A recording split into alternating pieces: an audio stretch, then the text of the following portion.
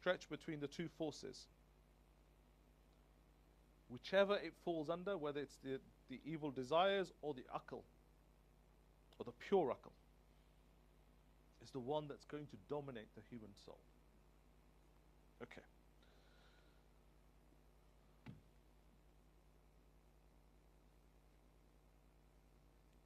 Is salah a physical exercise, a spiritual exercise, or an intellectual exercise? Physical, spiritual, or intellectual? Salah. You do it 5 times a day. It's all of them. So why has the Risalas concentrated just on the physical side? He says, before you come to Salah, make sure your labas, your clothes, are tahir.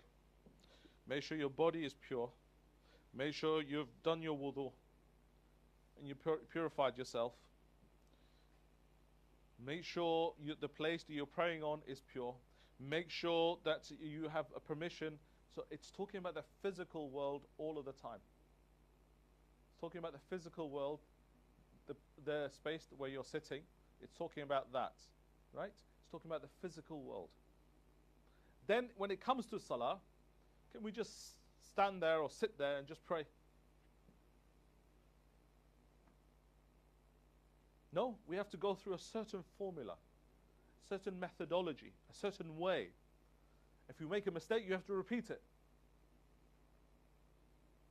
So what is Islam imposing on us? It's imposing on us a certain steps, certain process on the physical body. Okay, it's imposing on us certain steps on the physical body.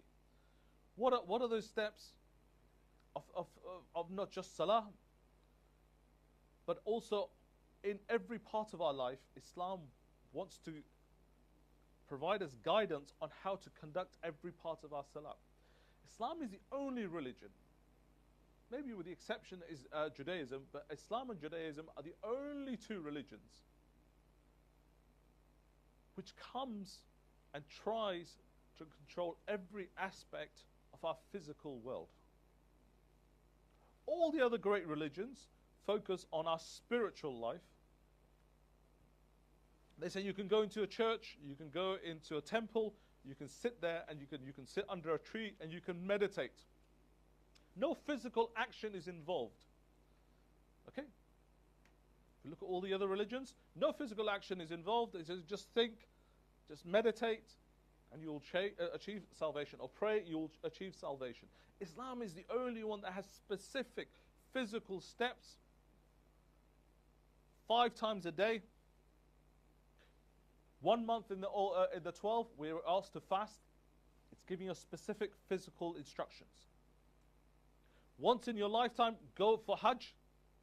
You have to go through certain steps at certain points.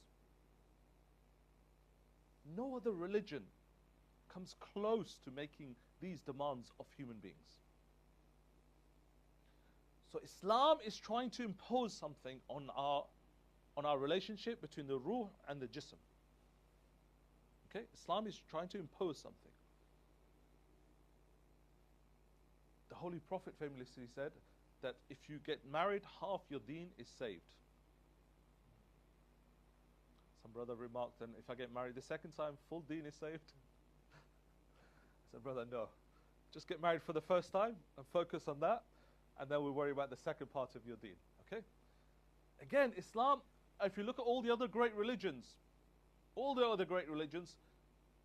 Christianity, Hinduism, Buddhism, they all, for all the great spiritual scholars and gurus and guides, they don't indulge in marriage. It's looked down upon. Islam said, no, get married. So throughout our daily lives, throughout our everyday living moment, Islam is constantly engaging us in this physical world. It's constantly telling us or explaining to us what is the best way to engage with this physical world. Allah subhanahu wa ta'ala has put us into this body to perfect our souls. So to abandon the body and not pay attention to the body, that perfection process will not be complete. Okay? Islam is the only religion. And this is why Islam allows us to taste the beauty of, and allows us to observe the beauty of this world, allows us to interact with nature of this world, allows us to appreciate this world. Okay? It's the only religion that encourages this. For other societies, they've had to leave the religion to appreciate this world. I raised the question a few lectures ago, is what has Islam contributed? Well, when Islam contributed and was contributing, the scholars of the deen were also the scholars of science, were also scholars of the society. They were participating in the whole community. This holistic approach, this complete approach to say that the body is equally as important and we need to address the needs of the body. We need to address the needs of the body. Because once we've addressed the needs of the body, then we can address the needs of the ruh, the soul. It's a very complete answer. We've lost the answer. We've lost the appreciation and the hikmah that was behind the original teachings. Salat ala Muhammad wa ala Muhammad. Allahumma salli ala Muhammad wa ala. One observation I'll make, and it's something that I'm talking from personal experience, having prayed for many, many years, till today.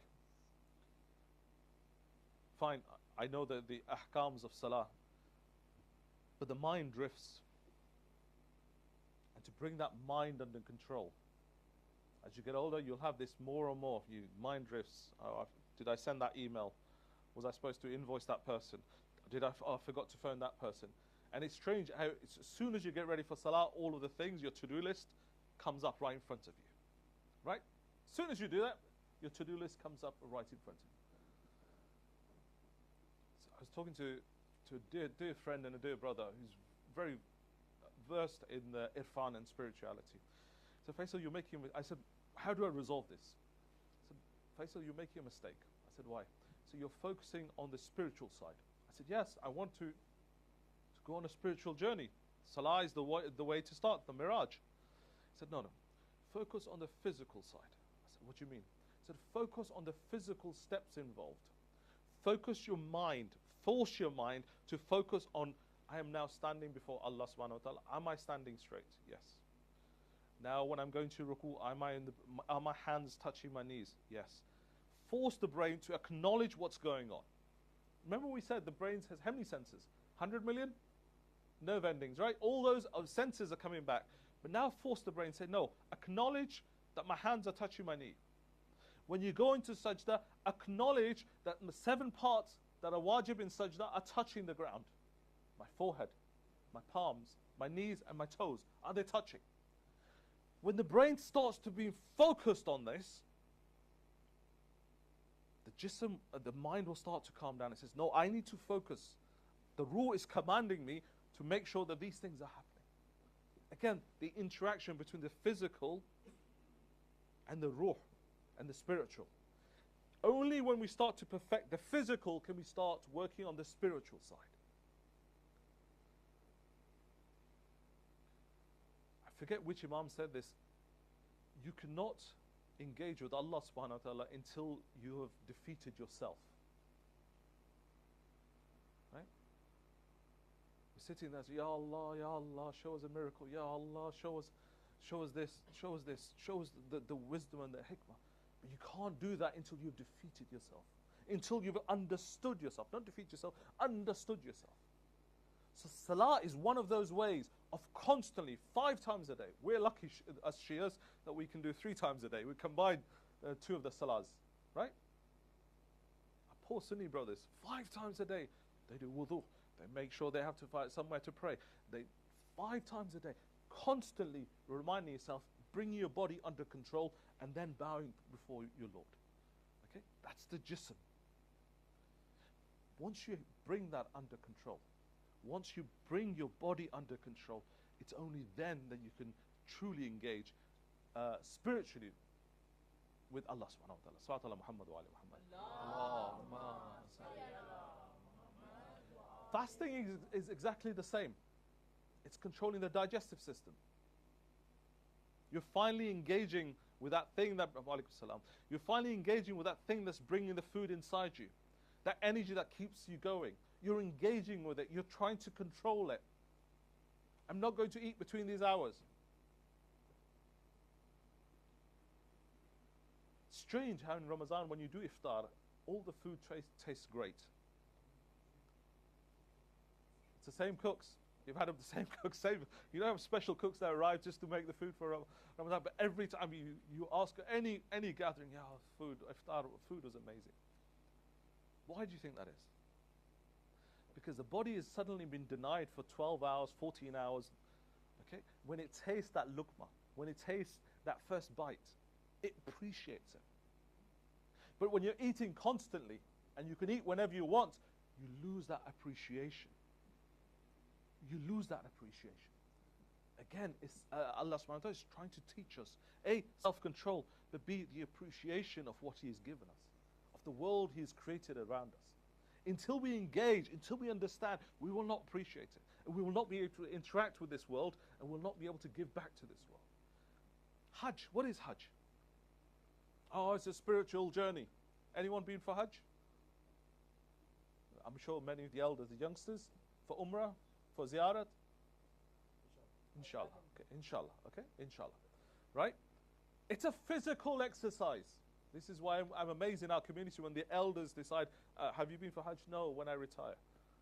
Okay, when they retire, well, I've got 5 more, I've got this thing to do, marry this person, marry that daughter, and once that's done, then I'll go. Okay, what age are you? 70, 80? Yes, then I'll go. Hajj is the most demanding and most physical exercise. They're trying to make it as easy as possible, air-conditioned dish, and you don't have to walk, the bus is organized, but it's still physically demanding. Ya Allah, keep me here in the mosque, let's sit here for 5 days, let's pray, that'll be sufficient. No, I want you to interact with your body, with your jism. I want you to bring the jism under your control. Once you bring your jism under your control, once you've done the tawaf 7 times, when you've done the sa'i 7 times, and you've shaved your hair, then your body's under your control. And at that point, I'll purify you. Now come to me, having brought your body under control. Salat ala Muhammad wa ali Muhammad. Allahumma. That was the body. What about the intellect? As I said, the aql that guides us is with the ruh. But we have this other brain that's constantly coming up with ideas and feelings and emotions. Who's this brother sitting there? I know better than him. Why is he telling us to do all this salah business? We don't need to do that. Why do we come here? All of these thoughts constantly coming up. Constantly coming up. Okay. These thoughts are constantly coming up, and this idea is not a new idea, but the whole process of thinking and incorrect thinking, okay, can cause a lot of problems. The issues of today are mental issues, not less physical issues. There are physical issues as well, but they are mental issues. Quite often when you have a physical ailment or a problem, when you look deeper inside, it's actually an emotional issue. It's an issue of thought, issue of emotion and experience. What does Islam provide then? The physical side we've discussed. What does Islam provide then? It provides supplications, it provides du'as, it provides various acts of ibadat, various nights. It provides the 10 nights of Muharram, and inshallah many more nights after this, constantly engaging with you, constantly explaining to you the issues that are going on mentally can be resolved. They're not big issues. You're just passing through this world. This world is nothing but what? Play and sport. The real life is to come. Detach yourselves from these issues. Detach yourselves from these issues. Remember your ultimate goal. You're on a straight path. Either death will come today or tomorrow or in 40 years' time, but death will come. You were born and you will die. There is a straight line. Okay? There's no choices. Those are concrete things that will happen. As they say in this country, taxes and death are two certainties in life. Okay? But Islam has provided supplications. And the only real religion, the only real sect to have encapsulated these supplications is through the teachings of the Holy Ahlul Bayt. Yes? Sahifa Sajadiyya, Dua Kamal. All of these supplications are there.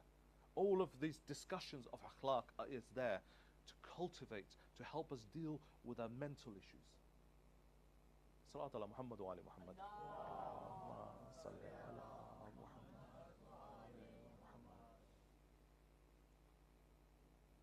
I promise to answer this question: can AI replicate the human mind, and is it a threat to us?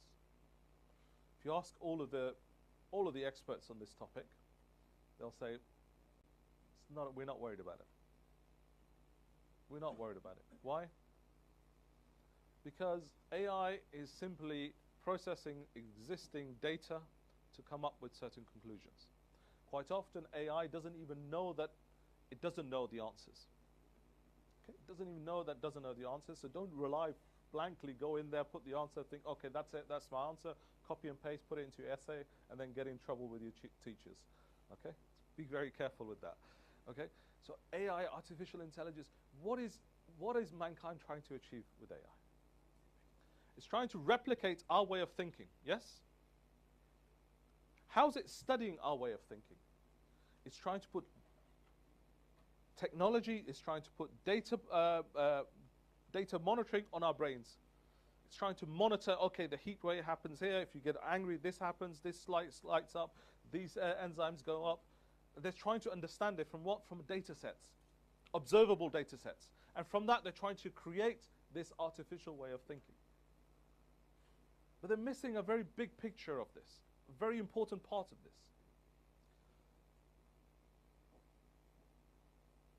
There's a discussion going on, will AI be able to issue a fatwa? This is probably the wrong time to start that discussion, right at the end of my lecture series. But will AI be able to issue a fatwa? What is a fatwa? The ulama look at the Quran, the Hadith. They have certain methodologies described in Usul al-Fiqh. They have some discussions around the language, and from that they derive a rule and they come up with a judgment. So will someone tomorrow create Sheikh AI that is issuing fatwas? Possibly. But could AI replicate Sayyid Sistani, for example? Just using him as an example. Doesn't matter whose taqleed you do. Sayyid Sistani. Could it replicate the learning process? Possibly. But could it replicate the personality? Could it replicate the fact that this man has spent 60, 70 years in studying of the religion? Could it replicate the fact that he has not immersed in this world? I'm talking about Sayyid Sistani. Forget the Imams. Could it replicate that? Could it? No. That humanness that we have, that connection that we have, and that devotion that we have, it will never be able to replicate. It will never be able to replicate. One of the things I wanted to discuss, totally out of time, was, and I wanted to actually put this into an AI chat and see if we painted the scenarios that Imam Hussein faced, what would be the decision-making process and what would be the recommendation of AI?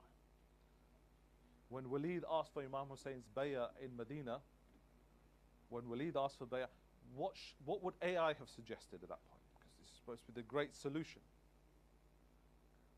None of the steps. I'm very confident on this, and you please go off and try this yourselves. Okay, it's a good way to learn history, apply to something that's that's current today, and see what outcomes come out. And I'm very confident it would never come up with the same solutions. You and I would never come up with the same solutions and the same decisions that Imam Hussein made. Because Imam Hussein wasn't going The basic nature of human beings is preservation of life. The basic thing. Okay, and this is a concern we have around AI, artificial intelligence, will develop self-consciousness, and it will realize that to protect itself, it will destroy human beings, right? That's the basic premise, this is a basic concern. You know, Hollywood has represented it, and actually now is entering into academic discussions and also political discussions, right? Self-preservation. But when you look at the events of Karbala, and when you look at the personalities around Imam Hussein, where was that self-preservation? They all willingly walked into death. They all willingly walked into death. Not a single one hesitated. How can we replicate that? How can we replicate that? How can we replicate this? These people willingly walked into death. Imam Hussein many times told his companions, I will turn the light off, go. On the day of judgment, I will vouch for you. I will guarantee you paradise. You've come this far, go. They want my blood, not yours. He said it to his family as well, go. You know how many times Shimr came to Hazrat Abbas? At least 2, if not 3 times Shimr came. Various times, because they were related from the mother's side. He said, oh Hazrat Abbas, Abul Fadl, I grant you safety. Come. I will grant you safety. I will take you out of here. Hazrat Abbas, Shimr kept coming. We were related on the mother's side. I will grant you safety. Come. No, why would I abandon my master? Was the was Hazrat Abbas's response. Why would I abandon my Imam? They walked into death. Only a human being can do that. Sacrifice himself for a greater cause. Sacrifice himself for a greater cause. And the only way you can do that is to have full control on your body and have full control on your aql. When you bring them fully under control, and then when you bow to your Imam and do your full bay'ah. What was the problem with the people of Kufa? They wanted to do bay'ah. Their hearts were with the Imam, but the brain was saying no. That sword eventually turned against the Imam. When Imam Hussein was sitting with Umar ibn Asad, 1 or 2 nights before the events of Karbala, various meetings happened. Imam tried to put them off. He said, do you understand what you're doing? And eventually Umar ibn Asad was called. He came with 20 soldiers. Imam went with 20 on his side. And he said, from his side, he said, everyone go. Let me talk to him separately. They sat down. He said, Umar ibn Asad, do you understand what you're doing? He responded, yes, I understand what I'm doing. But my wife and my children are in Kufa and they are under the control of Ibn Ziyad. Imam Hussein looked at him and said, Umar Asad, you're worried about your family, and what about the family of the Holy Prophet? They knew. He was constantly provoking them. He was constantly challenging them. Okay. This is what Islam wants us to do. It wants us to control our bodies, control our intellects, and then come to ibadat, then come to worship of Allah subhanahu wa ta'ala. Then the veils get lifted. Up until then, no veil will be lifted. You will just be in a state of confusion. Salawat ala Muhammad wa ala Muhammad. Allahumma salli ala Muhammad wa ala. I apologize, I've taken a little bit extra time, but it was my last lecture. Let's turn our attention towards Karbala. The events of Karbala, and I'll keep them aside brief, I promise. Today we're commemorating the shahadat of an 18-year-old son who looked and talked and whose conduct was like the Holy Prophet. These are the words of our Holy Imam. He said, whenever I wanted to do the ziyarah of my Jad, I would call my son Ali Akbar. This is who Ali Akbar was. People of Medina would quite often come just to do his ziyarah. Said, if you want to see the Prophet, so go see Ali Akbar. He is just like the great Prophet was. When the Ashab had passed away, the first to go into battle from Bani Hashim, some say he was the first, some say he was the last. It is most likely he was the first. Why? Why would Imam Hussein hold back his son and let the sons of Imam Hassan and the sons of Hazrat Abbas go first? He would of course send his own son. So Ali Akbar asked for permission and the Imam gave him permission. He went and he fought. He came back. He fought bravely, he came back. And at what point does he come back? And what question does he raise to his father? He said, "Oh Baba, do you have some water? I have fought with these Maloons, I am thirsty, do you have some water?" Does Ali Akbar not know there is no water in the tent? How desperate must he have been that he came back and asked his father? Can you imagine what went through my Mawla Hussein's heart at that point? Your young son is standing before you and he is asking for water and you can't even grant that wish. My Mawla Hussein said to Ali Akbar, "Oh Ali Akbar, go back to the battle. Your grandfather is waiting and he will grant you water. In the meantime, take this." He gave him his ring. "Take put this ring inside your mouth. May it lessen your thirst." It is said that Ali Akbar at this time took off his armor, which was holding him down and which was making him even more thirsty. And he turned into battle. Ali Akbar turned into battle. And when he turned, no armor now. No armor. He went back into battle. They decided to surround him from all sides and they decided to attack him. One Maloon came with a spear. He yanked the spear inside his heart and Ali Akbar fell.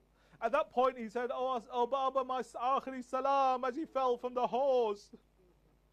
My Mawla Hussein arrived at Ali Akbar. He would say, "Oh Ali, where are you? Where are you? For I have lost the sight in my eyes. My noor of my light has of my eyes has gone." My dear brothers and sisters, I don't know how my Mawla got there. He eventually got there. I don't know how. It is said that he could not pick up the body of Ali Akbar and eventually called the youth of Bani Hashim. Said, "Oh Bani Hashim, come help this old man take his son back to the tents." Two incidents happen at this stage. Two ladies come out. One is Bibi Sakina. She came out. She said, "Oh Baba, what has happened to my son?" The other one is Sayyidah Zainab. Sayyidah Zainab, it is said when the Imam brought Ali Akbar and put him by the tent, Sayyidah Zainab rushed out. The army of Yazid reported that a lady rushed out and dropped herself on the body. It is said that the Imam left the body and took her back into the tent. I've always wondered why this happened. And an ulama explained it beautifully. He said, Sayyidah Zainab, we don't find this hadith. He said, Sayyidah Zainab was looking from the tent. She could see the ruh for Hussein wanted to leave the body when the father is standing before his 18-year-old son like that. The ruh of Hussein wanted to leave. She rushed out to say, "Oh Hussein, Zainab is here." When she dropped herself on top of the body, Hussein forgot the body of Ali Akbar. He said, "Oh Zainab, Hussein is still alive. Go back into the tent." Inna lillahi wa inna ilayhi raji'un.